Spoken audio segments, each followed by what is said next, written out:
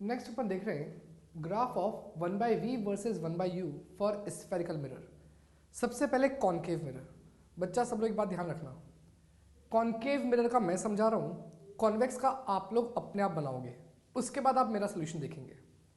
Concave का ढंग से समझना, f नेगेटिव होता है कॉनकेव मिरर का, तो फोकल लेंथ कैसे लिख दी नेगेटिव। मिरर फॉर्मूला क्या होता है 1/f equals to 1/v plus 1/u। भाई फोकल लेंथ कांस्टेंट होती है तो इसको मैंने डायरेक्टली क्या लिख दिया -c, बिकॉज नेगेटिव होती है हमेशा। v और u नेगेटिव भी हो सकते हैं पॉजिटिव भी हो सकते हैं, डिपेंड करेगा कि रियल है या वर्चुअल है, इसलिए मैंने कोई साइन कन्वेंशन नहीं रखा।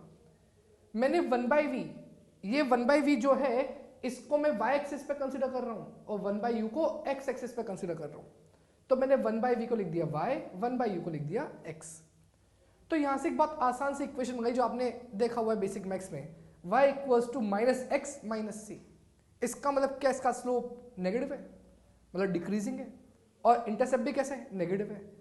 तो इसका ग्राफ कैसा बनेगा, y एक्सिस पे कौन 1/v, x एक्सिस पे कौन 1/u। तो क्या ग्राफ कुछ ऐसा बनेगा जो डिक्रीजिंग स्लोप का होगा, नेगेटिव c का भी होगा। अब ये नेगेटिव c का मतलब क्या समझते हो, ये पॉइंट क्या है c है। अब ये पूरा डिस्टेंस नेगेटिव c है और c किसके बराबर था 1/f, इसका मतलब क्या ये इतना सा डिस्टेंस 1/f, क्या ये जो 1/f मैंने लिखा है ये ओरिजिन से नीचे की ओर है, इसलिए कैसा है नेगेटिव है। अब ये जो ग्राफ आया है, इस ग्राफ को बहुत ढंग से सोचो कि अगर इस ग्राफ की बात करें तो ये ग्राफ फर्स्ट क्वाड्रेंट में नहीं है, सेकंड, थर्ड और फोर्थ तीन क्वाड्रेंट में है। अब बहुत अच्छी बात समझा रहा हूं ताकि तुमसे कभी गलती ना हो, इस पॉइंट इस क्वाड्रेंट में क्या x एक्सिस नेगेटिव होती है, y एक्सिस पॉजिटिव। ध्यान देना, x एक्सिस नेगेटिव मतलब u नेगेटिव होगा, y पॉजिटिव मतलब v पॉजिटिव होगा, u नेगेटिव v पॉजिटिव।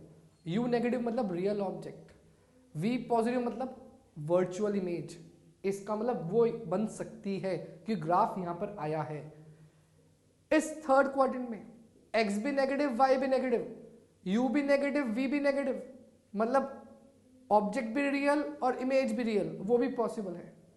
इस क्वाड्रेंट में x positive y negative, x positive y negative, u positive v negative. u positive का मतलब वर्चुअल ऑब्जेक्ट, v नेगेटिव का मतलब रियल इमेज।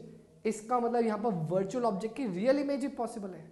पर बेटा यहां पर कोई ग्राफ नहीं आया, ये क्वाड्रेंट खाली छूटा हुआ है, तो क्या इस क्वाड्रेंट के अंदर x पॉजिटिव होता, y भी पॉजिटिव होता, इसका मतलब u भी पॉजिटिव होता और v भी पॉजिटिव होता।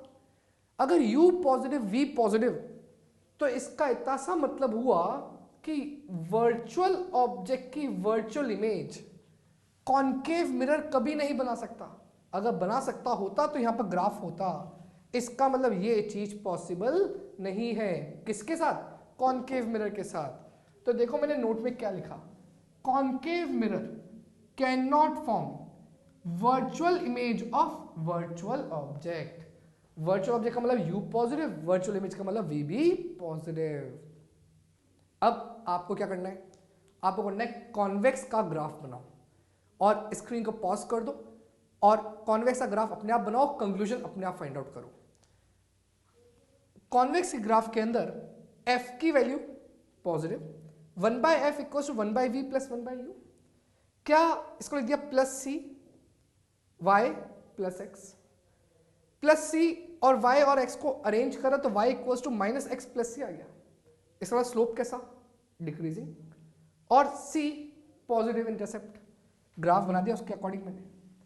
वापस देखो इस बार कौन सा क्वाड्रेंट खाली छूट गया, फर्स्ट भरा हुआ है, ग्राफ है उसके अंदर, सेकंड में है, फोर्थ में, थर्ड में कुछ नहीं है। इसका मतलब थर्ड के अंदर x नेगेटिव होगा, y भी नेगेटिव होगा, मतलब u भी नेगेटिव, v भी नेगेटिव। u नेगेटिव का मतलब रियल ऑब्जेक्ट, v नेगेटिव का मतलब रियल इमेज। इसका मतलब ये वाला मिरर, कौन सा मिरर, कॉन्वेक्स, रियल ऑब्जेक्ट की रियल इमेज कभी नहीं बना सकता। अगर वो रियल ऑब्जेक्ट की कोई इमेज बनाएगा तो वर्चुअली बना सकता है। इसका मतलब ये वाला मिरर रियल ऑब्जेक्ट की रियल इमेज कभी नहीं बना सकता। तो मैंने क्या लिखा, convex mirror can not form real image of real object. Spherical aberration, भाई स्फेरिकल जो भी अपन मिरर्स पढ़ रहे हैं, कॉनकेव और कॉन्वेक्स, उसके अंदर क्या एब्रेशन होती है, क्या एरर होती है, अपन उसके बारे में बात कर रहे हैं। भाई अपन ने स्टार्टिंग में पढ़ा था कि दो तरीके रेज होती है, पैरेक्सियल रे और मार्जिनल रेज। अब पैरेक्सियल रे और मार्जिनल रे का intersection point on principal axis after reflection same नहीं होता। याद करो अपन ने एक फॉर्मूला ड्राइव किया था P Q equal to R minus R by two sec theta, जहां पर थीटा एंगल ऑफ इंसिडेंस था। अगर पैरेक्सियल रे थी तो अपन ने कहा था ये सेक थीटा की वैल्यू अप्रॉक्स 1 हो जाएगी because small angle approximation use होगा और P Q R by two आ जाएगा। बट मार्जिनल रेस के साथ ऐसा नहीं है, वहां पर जैसे जैसे थीटा चेंज होगा पी क्यू की वैल्यू चेंज होती जाएगी। इसलिए मैंने यहां पर क्या लिखा, पी तो पोल, ढंग से देखना ये ब्लू और ग्रीन दोनों मार्जिनल रेज हैं। क्या दोनों के इंटरसेक्शन पॉइंट अलग अलग है बिकॉज दोनों के एंगल ऑफ इंसिडेंस क्या होंगे, अलग अलग। तो मैंने क्या लिखा, P जहां ब्लू इंटरसेक्ट करी वहां पर Q और जहां ग्रीन इंटरसेक्ट करी वहां Q डैश। इसका मतलब PQ की value R minus R by two sec theta की वैल्यू जो आएगी वो हर बार कांस्टेंट नहीं आएगी, क्योंकि थीटा चेंज होगा तो आंसर क्या होगा, चेंज होगा। पर जो भी पैरेक्सियल रेज होंगी वो हमेशा एक ही पॉइंट पे आके मिलेगी, कहां पर, फोकस पे आके मिलेगी। इसका मतलब ये हुआ कि जो भी रेज आ रही हैं वो सारी रेज अलग अलग पॉइंट पे आके मिलेगी ऑन प्रिंसिपल एक्सिस। और अगर कोई एक्सटेंडेड ऑब्जेक्ट है तो उस ऑब्जेक्ट की जो इमेज बनेगी वो एक सिंगल पॉइंट पे नहीं बनेगी, उसकी इमेज थोड़ी सी खिंची हुई एक्सटेंडेड फॉर्म में या फिर आप कह सकते हो कि इलोंगेटेड फॉर्म में बनेगी। जबकि कोई भी ऑब्जेक्ट की जो इमेज बननी चाहिए या किसी एक पॉइंट ऑब्जेक्ट की इमेज भी पॉइंट ही बनना चाहिए। तो मान लो कोई सन है, या सन की जो इमेज बनेगी वो सन की इमेज तो एक पॉइंट पे आके बननी चाहिए, पर यहां पर जो इमेज बनेगी वो थोड़ी खिंची हुई बनेगी। जैसे अपन चम्मच में अपना चेहरा देखते हैं, कैसे दिखता है, हल्का सा खिंचा हुआ। कॉन्वेक्स साइड से देखते हैं तो थोड़ा सा अलग से पिचका हुआ दिखता है। इसका मतलब उन केसेस के अंदर जो हो रहा है वो क्या हो रहा है, स्फेरिकल एब्रेशन हो रहा है। अब यहां पर ही इस चीज को रिमूव करने के लिए अपन पढ़ रहे हैं, टू रिमूव स्फेरिकल एब्रेशन क्या कर सकते हैं, पैराबोलिक मिरर्स आर यूज्ड। अगर मिरर का शेप पैराबोला फॉर्म का ले लिया, पैराबोलिक ले लिया, तो उसके अंदर कोई सी भी रेज हो वो सब एक ही पॉइंट पे आके मिलती है, तो उसकी जो इमेज बनती है ऑब्जेक्ट की वो सिर्फ एक पॉइंट साइज की ही बनती है। या फिर स्टॉप्स आर यूज्ड। स्टॉप्स क्या होता है, स्टॉप्स होते हैं जो इन मार्जिनल रेज को रोक दें, यहां पर आगे ऐसे लग जाते हैं।